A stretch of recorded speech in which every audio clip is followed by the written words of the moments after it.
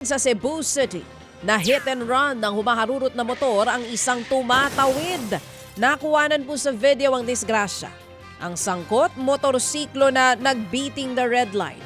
Agad namang tumayo ang pedestrian at paika-ikang naglakad. Kawawa naman. Sandaling huminto po ang rider pero nang lumapit ang biktima, umandar at humarurot ang nakabundol na rider. Sinubukan pa siyang habulin ng mga tao pero hindi na po ito naabutan. Maayos naman na po ang lagay ng biktima. Hindi naman bababa sa 10 milyong pisong halaga ng mga gamit at kalakal po ang natupok sa sunog na sa junk shop po dyan sa Lapu-Lapu City sa Cebu. Kita po sa video ang lakas ng apoy at kapal ng maitim na usok sa lugar.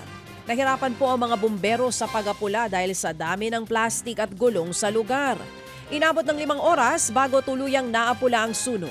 Nadamay pong ilang sasakyan sa loob po ng junk shop. Ang hinalangan ng mga residente, nagsimula po ang apoy sa pagpuputol ng bakal.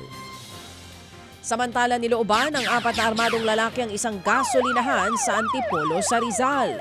Base po sa investigasyon, madaling araw at saradong gasolinahan nang mangyari pong pagnanakaw.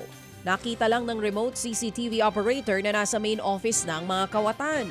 Agad po silang humingi ng tulong sa mga pulis pero hindi na nadatnan ang mga magnanakaw. Natangay ang hindi pa natutukoy na halaga ng kita ng gasolinahan. Patuloy pa po ang backtracking sa mga CCTV para makilala at matunto ng mga salarin. Tumanggi na munang magsalita ang pamunuan ng gasolinahan.